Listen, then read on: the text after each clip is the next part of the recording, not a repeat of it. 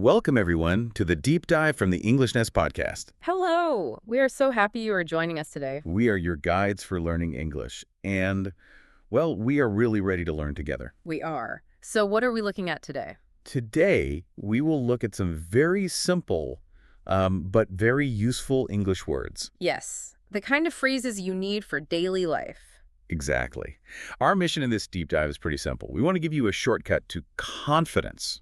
That's a great way to put it. We've looked at real conversations, and we want to help you speak English better today than you did yesterday. We're going to look at three main situations. First, how we say hello.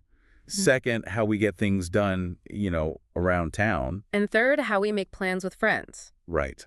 You see, confidence really comes from knowing what to say. And when to say it. Exactly. Let's help you feel strong using English. And hello again to all of you listening. We are just so happy that you are here. Yes, whether this is your first time or maybe your 50th time with us. If you are new to the English Nest, a very big welcome to you. We love having new friends join our community. We really hope you find this deep dive helpful. And before we jump into our first topic, we just have a small favor to ask.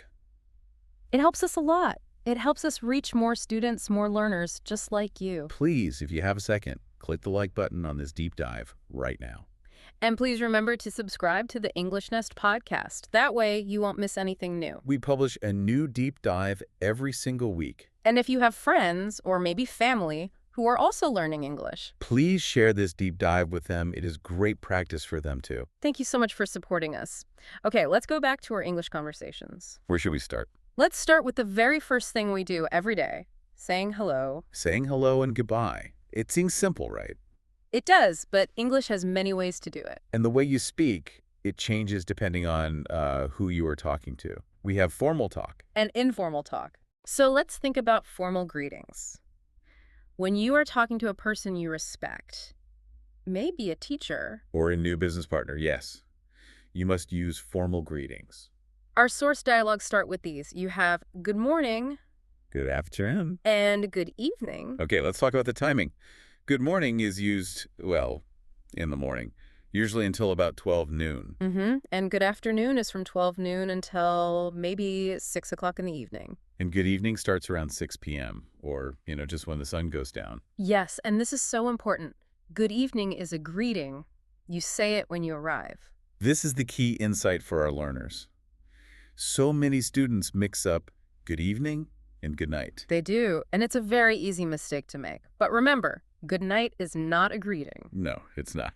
You would never say good night when you arrive at a party. No, you only use good night when you are leaving a place. Or saying goodbye before you go to sleep. It means the conversation is over. Exactly. So if you're leaving work late, you can say good night and see you tomorrow. You are finished talking for the day. That's the big difference. It is. Now, what about when you meet someone new, formally? Ah, yes. In the United States, there is a cultural expectation.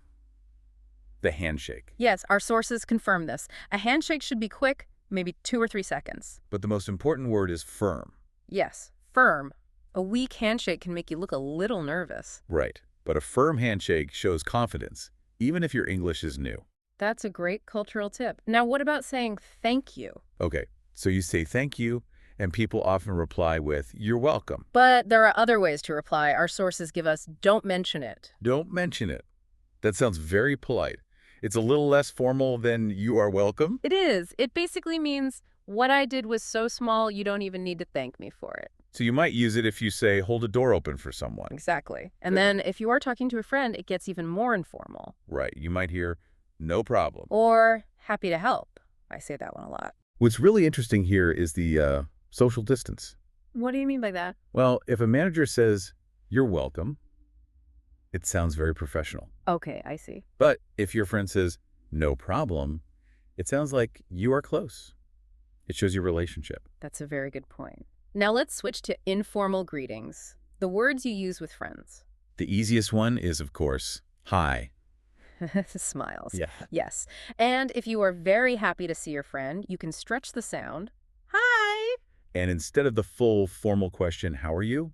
Friends use shortcuts. Like, how's it going? How's it going? It's faster, more casual, and it means the same thing. And what if you see your friend and they're walking really fast? Oh, then you can ask them a fun, informal question. Where are you off to? Where are you off to? That's an idiom, right? It is. It just means where are you going? And to say goodbye to a friend, the most casual way is just See you later. short and sweet. Our sources also show a really easy way to introduce two friends. Oh, yes. You just use their names and the simple phrase, this is. Right, so if I am with my friend Maria and I see my other friend Tom, I just say, Maria, this is Tom. exactly. And Tom would say, nice to meet you. And Maria can reply with something even shorter, like, you too. It's so efficient. Very friendly. We also noticed friends often use the word sure when they agree. Yes, instead of just yes. If someone asks, do you want to get coffee? You can say sure. It's very, very common in informal conversation. I think that's a great start for social situations. I agree. Now let's move out of the living room and into the city. Okay, let's talk about language for running errands and buying things. We call this around town. Ordering food. Yeah, This can feel a little scary when you're learning English. it can. So let's look at the simple pattern a waiter uses. The waiter usually starts with a polite question, a yes-no question. Like, can I start you off with something to drink? Listen to the sound of the voice, the intonation. It goes up at the end on the word drink. That rising sound signals that you should answer with yes or no. For example, yes, I'll have a water, please. And when you are ready to order your food, the key phrase is, I'll have. This is so important. I'll have is much more polite than saying I want. Yes, I want, or give me, can sound a little rude, I'll have. Shows respect. And if you order steak or other meat, the waiter will ask about the temperature. Right. You will hear three simple words, rare, medium, or well done. You must know those three words. They are very important for getting the food you like. For sure. Okay, from the restaurant, let's go shopping for clothes. This can be a little complex, but again, there are simple phrases to help you. So you're looking for a sweater. What do you say to the salesperson? You can say, I'm looking for a sweater in a size medium. Be specific. And remember the simple sizes. Small, medium, and large. But what if they bring you a gray sweater and you wanted a blue one? You can express what you prefer politely. You can say, I'd rather have it in blue. That phrase, I'd rather, just means I prefer. It's a softer way to say it. Okay, so you find the blue sweater. The salesperson will then say, They will probably use a phrasal verb. Try it on. try it on. This means test the fit. Go see if it looks good on you. And this is a great grammar point for beginners. Phrasal verbs like this can often separate. Right. When you use the word it for the sweater, the it goes in the middle. You say, try it on. You don't say try on it. That's wrong. Right. You must say, try it on. It's a very important little rule. And if it fits perfectly, You tell the salesperson your final decision. I'll take it. I'll take it. This means I will buy it now. Perfect. Now, for maybe the most interesting grammar in our sources, it's for running errands. This is when you need another person to do some work for you. Yes, this is where we go a little deeper. The structure is Yeah. get or have, Plus the object. plus the participle. This structure is key because it shows you are the person who is directing the action. You're paying for a service. Yes, you're the boss in this situation. Let's look at the source examples very slowly. Okay, example 1. I need to get my hair cut. The object is my hair. The participle is cut. Right. You don't cut your own hair. A hairdresser does it for you. Exactly. You are ordering the service. Okay, example 2. I need to have my new pants hemmed. Hemmed means to make the pants shorter. A tailor does the work for you. And one more. I need to have my car serviced. A mechanic services your car. Using this structure communicates the idea very clearly. And if the person you're talking to can help you, they will likely Proud. say. No problem. Which means, yes, I can do that for you. It is easy. Okay, now let's talk about something that happens to everyone. Getting lost. Oh, yes. You need to ask for directions politely. Always start with a polite question Mhm. instead of, can you tell me? It's better to say, could you tell me where the library is? Yes. Could you is always more polite than can you. And the person helping you will use simple words like go 3 blocks or turn right. Or they might say, it's on the corner, or it's across from the park. And sometimes a helpful person might say, I know how you feel. What does that mean? It's a phrase of empathy. It means, I understand that being lost is difficult. I share your feeling. That's a very warm response. It makes the interaction much friendlier. It does.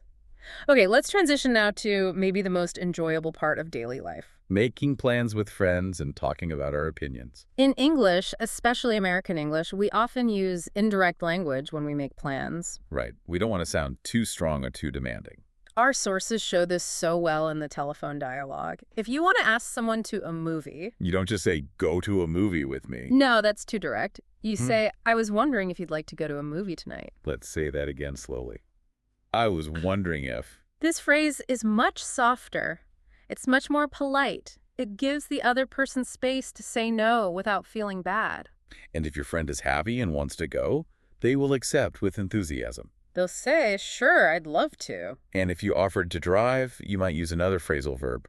I'll pick you up. Pick you up means I'll come to your house in my car so we can go together. And if the whole plan sounds good, your friend can just say, Sounds great. easy. Now, what about making suggestions? There's a very easy way to do this. Yes, using the phrase, how about? Now, there's a small grammar rule here for our A1 and A2 listeners. If you follow how about with a verb, an action word, the verb must end in ing. For example, I'm bored. How about playing a game? But if you follow how about with just a noun, a thing, you don't need ing. For example, how about a game sometime? That's a really clear explanation, and if you are very confident about the plan, you can use. Let's, as in let's play Scrabble. We also found a fun, casual expression for sports. Oh, for basketball, you could say, why don't we go shoot some hoops? Shoot some hoops. That just means to play an informal game of basketball. It's very common. Okay, now what about sharing opinions? For this, you often need to compare things. Our source material shows us a very simple structure for this. Let's compare a dog and a cat. The structure is noun are more adjective than noun. The example was, dogs are more loyal than cats. This structure is so useful.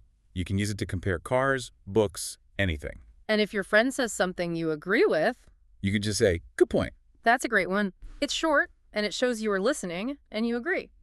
We also saw the phrasal verb take care of. Yes.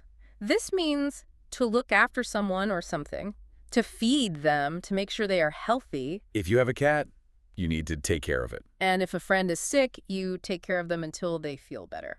Finally, let's talk about giving advice. Sometimes your friends need help. And you need to tell them what you think. If you are very, very sure about your advice, You can use the phrase, I know so. This is much stronger than I think so. it shows you have deep certainty, deep belief. And to gently persuade your friend, you can use the simple command. Trust me. I remember when my friend Marcos was trying to learn guitar, he kept saying, it's too hard. What did you tell him? I told him, Marcos, you spend 3 hours every day on your phone. If you just spend one of those hours on your guitar, you will improve. And then I said, it's time for a change. It's time for a change. That's a perfect, simple phrase for giving advice. It is. It suggests that the old way is not working and a new action is needed. It's supportive. Wow, that was a fantastic deep dive. We learned so many simple and useful phrases today. We did. Let's quickly review just a few key insights for you to practice this week. Okay, first, remember the timing of greetings. Good evening is for arriving. And good night is only for leaving. When someone thanks you, remember the relationship. Don't mention it for formal situations. And no problem for friends. When you decide to buy something in a store, the final phrase is, I'll take it. and remember that special grammar for directing work. Get or have plus the object plus the participle. Now we want to hear from you. We love to see you practicing your English. Yes. So our first question is, what is your favorite way to say hello informally in English? Do you like to say hi? Or maybe, how's it going? And here is our second question, using that new grammar we learned. What is one thing you need to get done this week? Remember, something someone else must do for you. Maybe you need to get your bike fixed or get your watch repaired. Use that structure in your answer. Please write your answers in the comments below. It is excellent practice for you, and we truly, truly love reading your comments. We learned so much about your lives. It's wonderful. Thank you so much for learning with us today on the English Nest podcast. Please don't forget to subscribe so you get all our new deep dives, and give this episode a like. And please share this deep dive with any friends who want to practice English. Keep practicing your English every single day. Even 5 minutes of practice helps you grow stronger. Bye-bye for now. Have a wonderful and happy week.